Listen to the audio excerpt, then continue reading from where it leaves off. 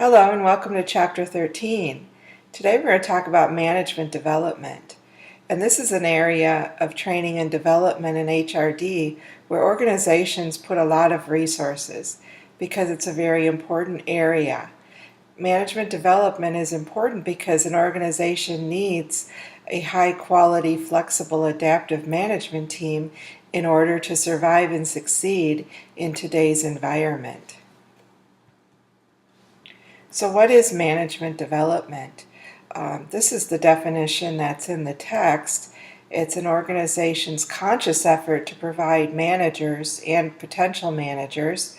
We talked about how people in the organization are identified as having potential to move forward, and they're provided with opportunities to learn, grow, and change in hopes of producing over the long term a cadre of managers with skills necessary to function effectively in that organization.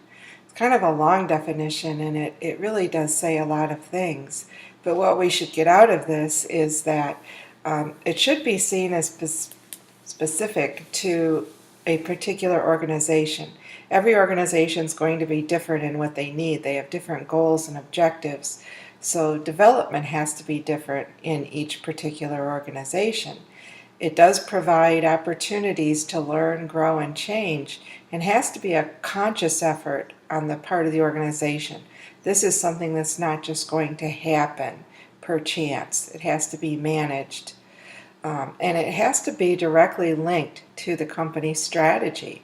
Otherwise, it would be a waste of time and money if it didn't support the underlying strategy of the entire organization. So the main components of management development consist of three things. Management education, which is the formal program. That's where people go to school and they get degrees. So it's in a classroom setting, and it's meant to bring together and process all these theories and interactions concerning the field of management.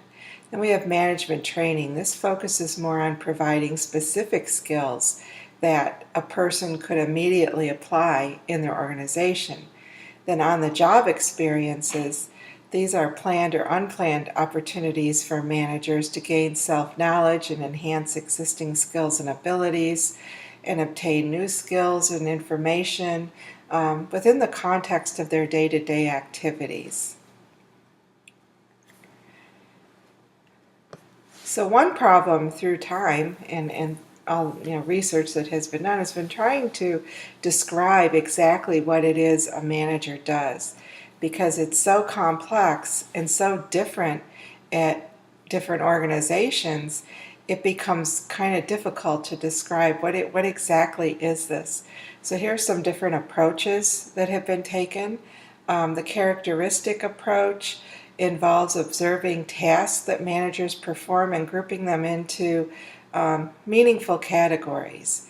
Then we have the observational. This is where roles of managers are observed and assigned, and we have two sort of famous management theories in this category. Fayol's 5 management functions.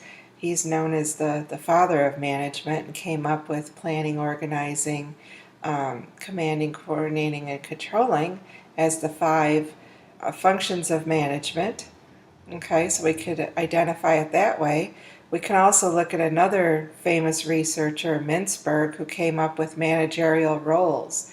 And he said that a manager's job consists of interpersonal things they do, informational things, and decisional things. And we have the empirical approach, which is based on a descriptive questionnaire that's given to managers called the Management Position Description Questionnaire. Then we have the integrated competency model, and this is a model that was based on interviews of over 2,000 managers in 12 organizations and focuses on managerial competencies or skills and personal characteristics that contribute to effective performance. Okay, some additional models that have come out of research. One is the 4-dimensional model, and the other is Mintzberg's well-rounded model. And you can read about these in the text, but what we really want to gain from all these models and theories and that sort of things is that we as HRD and HR professionals need to recognize that one of the goals of management is to develop the whole person so that he or she can manage effectively within the context of the organization and external environment. So we have to design programs and processes that take this into account. We have to include ongoing activities and provide opportunities to reinforce and refine what's done. It can't just be a one-time training. It's a continuous process of learning and redefining. So HR professionals need to build these programs with a recognition of interrelationship of the components of managing. So participants can see what they're learning and how that fits into the integrated total picture of things.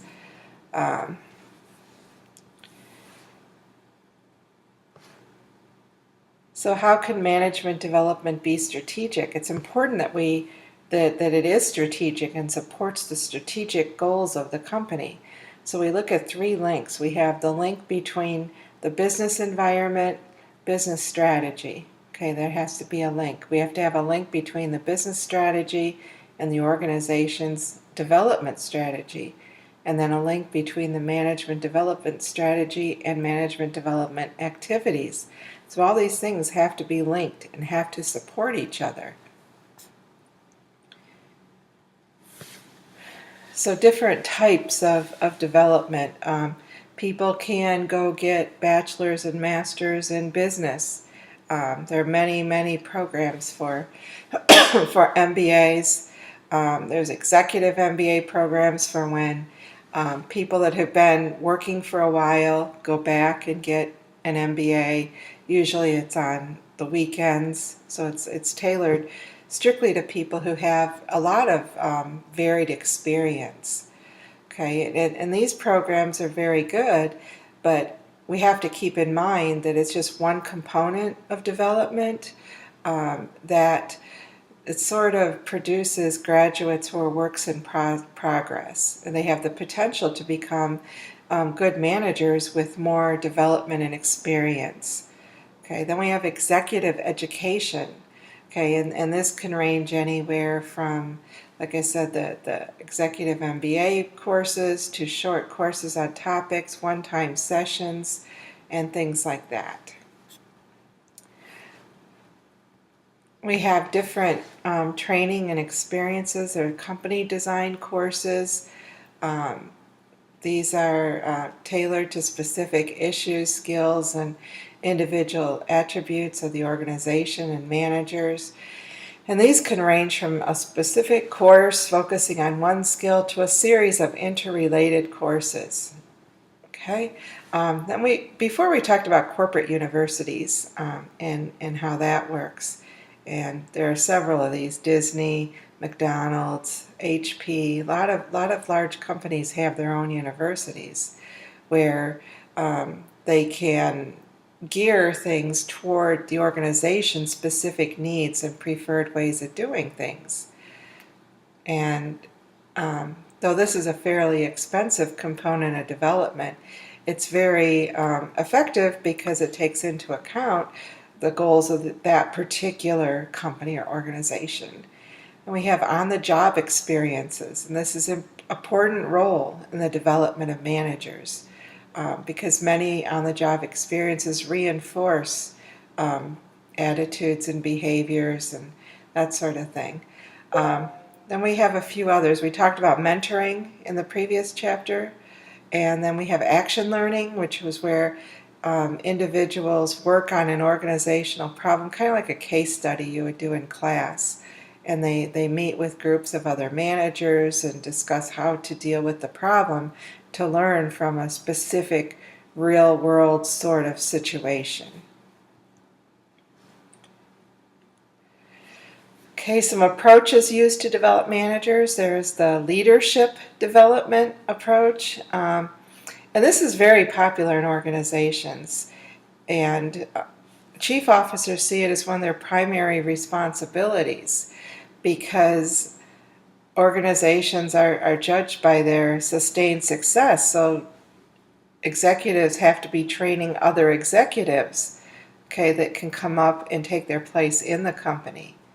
Okay, so the book points out that the best way to get more leaders is to have leaders develop leaders. And that's very important. When we talked about succession planning, it's very important to have development going on, to have other leaders able to move up in the organization. And then there's behavior modeling training, and we talked about this before. And this involves 5 steps: modeling, retention, rehearsal, feedback, and transfer of training.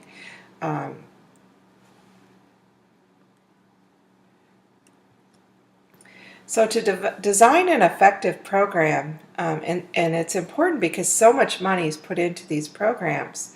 And it's the same as we talked about in the early chapters where we talked about how EHRD, any kind of intervention or program, we have to do a thorough needs assessment.